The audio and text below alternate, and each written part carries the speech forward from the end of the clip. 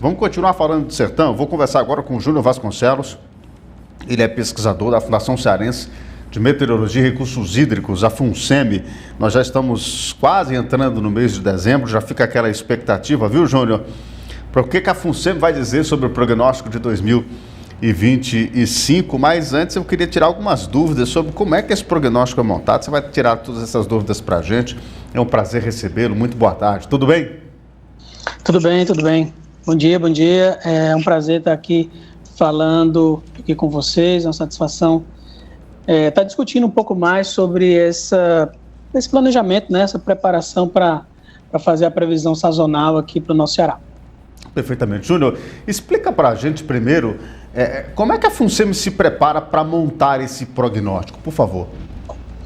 Pronto, essa sua pergunta ela abrange a parte de toda a preparação que é feita ao longo dos meses, né? De monitoramento. É muito importante saber que tudo que a gente faz, não só aqui para o Ceará, mas toda a meteorologia no nacional e internacional trabalha com monitoramento. Monitoramento de quê? Das condições atmosféricas e também monitoramento das condições oceânicas, principalmente. Sempre, né, é discutido aqui como é que estão as condições do Pacífico, do Atlântico, né, se nós temos um El Niño, se nós temos uma Laninha. Por quê? Porque são realmente condicionantes para o nosso clima, né, para as condições de precipitação, para as condições de temperatura. Então, depois de ter esse monitoramento, né, regular e também muito periódico, né, todas as semanas nós estamos fazendo essa avaliação, nós olhamos a previsão dos modelos atmosféricos, principalmente para as condições oceânicas. Por quê? O Atlântico tropical, né, a parte perto da linha do Equador, entre 30 norte e 30 sul, do Atlântico tropical, do Oceano Atlântico tropical, é muito, muito importante. Então, seria diretamente um fator, né, que influencia o nosso clima. E também, claro, o Pacífico, né, o Oceano Pacífico, com as oscilações do Oceano Pacífico, que a gente conhece como o El Niño, né, a oscilação do hemisfério sul, né, que é o El Niño. El Niños e Laninhas têm uma importância crucial para cá, né? Não só modifica como se você tem uma modificação no padrão atmosférico de uma maneira geral, como uma modificação na célula de Walker, né? Seria basicamente como o vento em escala global é modificado devido às condições lá no Pacífico, e isso influencia aqui se nós teríamos condições de ter mais favorecimento de condições para termos formações de nuvens, né? Formações de nuvens impacta justamente, nós estamos o ar subindo, condensando e formando as gotículas, né? Uma vez nós temos a parte de monitoramento, a parte de previsão das condições oceânicas, nós vamos olhar e fazer, claro, nós temos aqui, né, na FUNSEMI, previsões dos modelos atmosféricos. É uma importância de nós termos um centro regional como a FUNSEMI, né? Nós temos outros centros nos estados, mas a FUNSEMI nós temos modelos atmosféricos globais, né, que resolvem toda a atmosfera como um todo. E esses modelos globais é que produzem realmente as previsões de chuva, que nós fazemos toda a análise estatística em cima dessas previsões desses modelos atmosféricos. Hoje nós temos 2 modelos atmosféricos globais aqui na FUNSEMI, e nós fazemos essas previsões todos os meses. Outra coisa que também é muito importante é fazer cenarização. O que é cenarização? Ora, é um ponto hoje que é muito discutido, a questão das mudanças do clima. Uhum. Eu não sei se você quer pontuar alguma coisa antes de eu entrar nesse ponto. Pode ficar à vontade. As mudanças climáticas, né, ela tem um desafio a mais dentro de como esses modelos atmosféricos eles resolvem toda a dinâmica, toda a física da atmosfera para produzir chuva, né, para ver como são realmente a previsão de chuva, a previsão de temperatura, claro. Mas um fator hoje que é muito importante, que nós estamos trabalhando já aqui, é a cenarização. Vamos cenarizar, realmente é uma brincadeirinha de Deus mesmo. E se fosse assim? Então, se a atmosfera respondesse dessa forma às condições de temperatura da superfície do mar no Atlântico, e a gente vai lá e faz a simulação. E no Pacífico, como seria se a temperatura da superfície do mar aumentasse dessa forma? Para se você ter uma ideia, o oceano hoje ele está mais quente, né, a parte tropical, pegando o Atlântico tropical, o Pacífico tropical e também o Índico, né, eles estão mais quentes como nunca visto, né, nesse período, pelo menos do que a nossa sociedade temos medições, né, em torno de 150, 120 anos aí de dados observacionais de temperatura da superfície do mar. Então, olha só, a temperatura da superfície do mar hoje nunca esteve tão quente. Então, isso nos traz, sim, como nós temos que calibrar esses modelos matemáticos, são modelos matemáticos, para reproduzir as condições atmosféricas, né, e como seria a previsão de chuva, a previsão de temperatura, para poder, o quê? Uma vez tendo essa previsão, nós temos que informar a sociedade, informar os tomadores de decisão, informar a Secretaria de Recursos Hídricos, Secretaria de Agricultura, e assim vai, certo? Perfeitamente. É uma atividade bastante laborosa, importantíssima, porque é balizadora, obviamente, de políticas públicas de prevenção e proteção também, né? Porque se não tem chuva, tem que se preparar para ter água suficiente para abastecer as cidades e o Estado tomar as suas medidas. Se tem chuva demais, tem que se proteger das chuvas que serão em excesso. E aí, Júnior, eu queria que você explicasse como é que funciona a coleta desses dados, porque eu imagino que vocês analisam muitos dados, e aí nós estamos falando de ciência, gente. Obviamente que a gente tem, vamos dizer assim, o saber popular, a gente tem essa sabedoria do homem do sertão, sobretudo, de análise dos astros, da natureza. Isso é uma coisa. O que a FUNSEMI faz é ciência, analisar dados precisos, obviamente coletados. De que forma, Júlio? Explica pra gente. Ótimo. Isso é muito legal, essa tua pergunta. Nós utilizamos dados de monitoramento de dados satélite, né?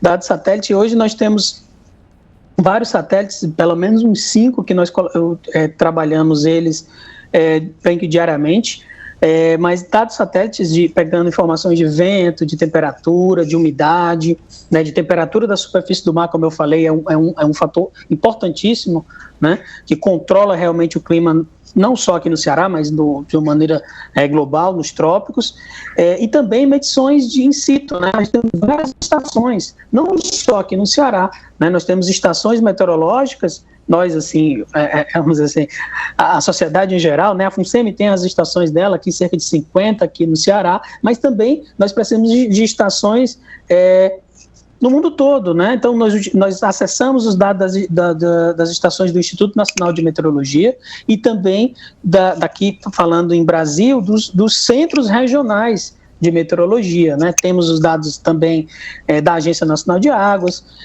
então, sendo bem direto, nós utilizamos dados de monitoramento, de satélites e também dados de estações meteorológicas, né? Estações que vão informar radiação, pressão, temperatura, umidade, vento. Então aí não tem modelo, não tem previsão, é de fato o que está acontecendo, são dados de monitoramento, certo? Então esse monitoramento é feito o quê? Com estações e também, sobretudo, satélite. Perfeitamente. Júnior, me tira uma dúvida. A partir de que momento de monitoramento desses dados, a FUNSEMI tem para poder ter um prognóstico preciso, como a FUNSEMI sempre faz, na segunda quinzena de janeiro, faz aquela coletiva de imprensa, faz o anúncio e fala como é que serão aí os primeiros meses de análise da quadra chuvosa aqui para a nossa região.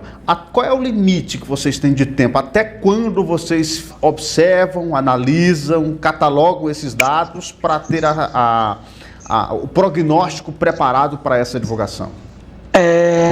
Geralmente são 15 dias aproximadamente, né, que nós esperamos ter dados de principalmente temperatura da superfície do mar e ter tempo para rodar todos os modelos, porque volto a falar, as mudanças do clima nos deu mais um desafio, que é o quê? Rodar todos esses cenários. Eu não posso simplesmente chegar hoje com um cenário apenas para tomar de decisão.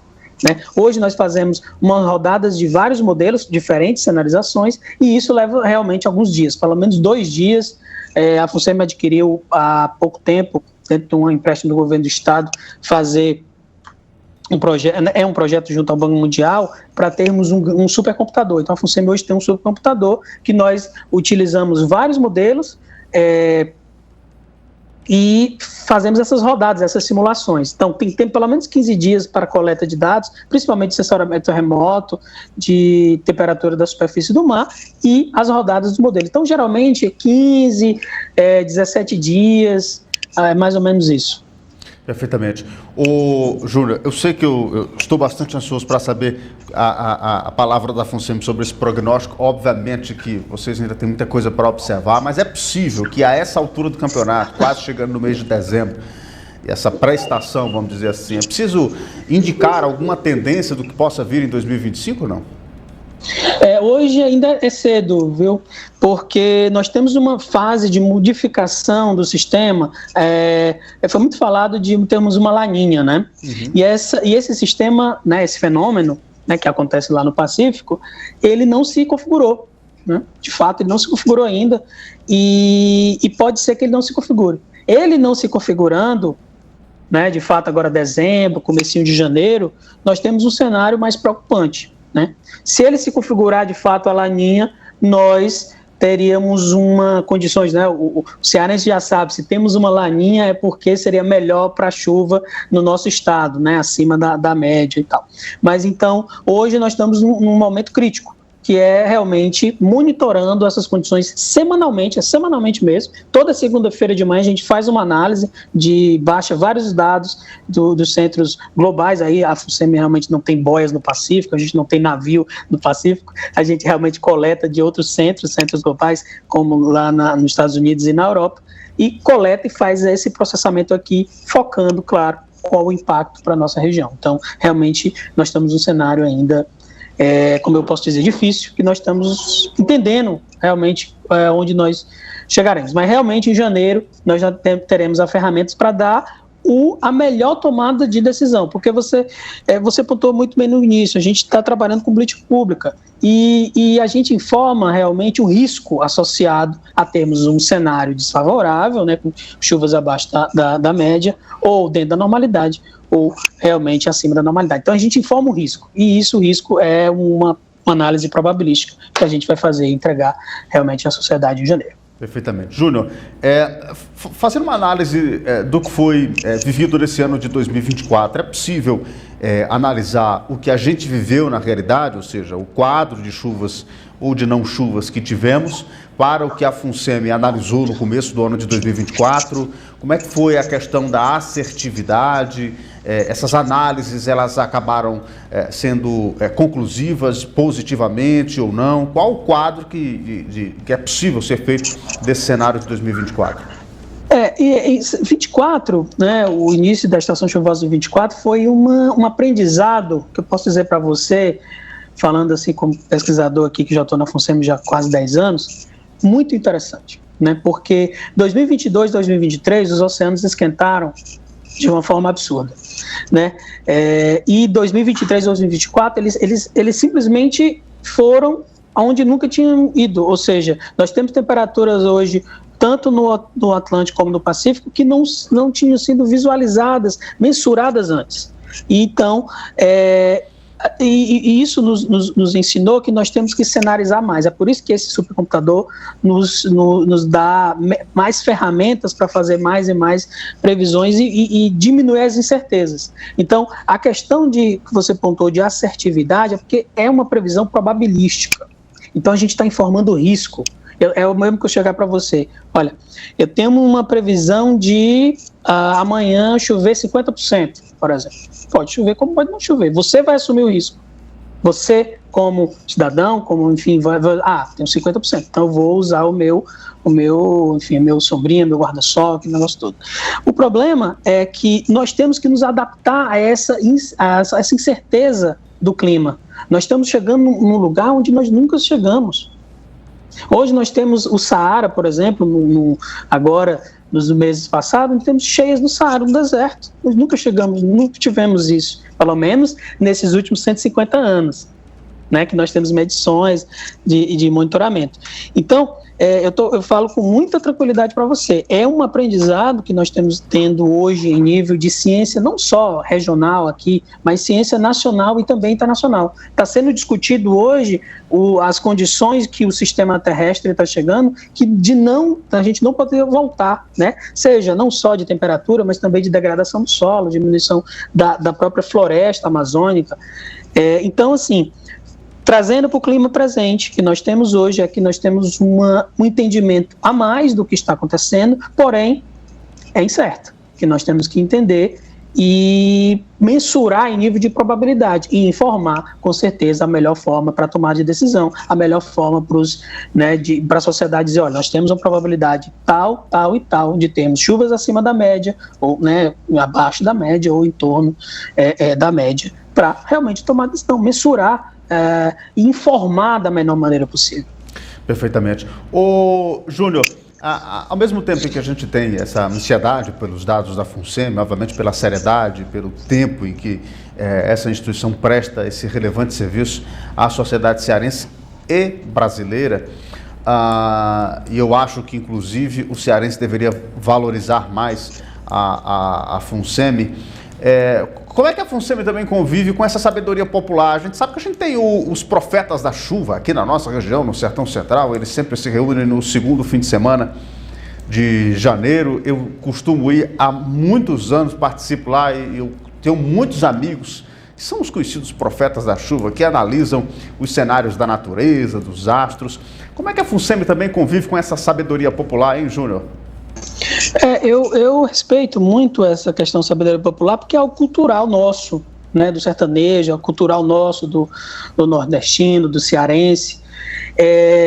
Só que para tomar decisão para a política pública, realmente a gente tem que defender essas instituições no nível de ciência, como foi nas vacinas, né, como para a questão das mudanças do clima, como são, com certeza, para termos uma energia mais limpa, sustentabilidade hídrica, resiliência, descarbonização, né? Então, aí realmente a gente tem que colocar, vamos dizer assim, um foco na ciência, né? Para a tomada de decisão de política pública é importante, de fato, termos, claro, um método científico.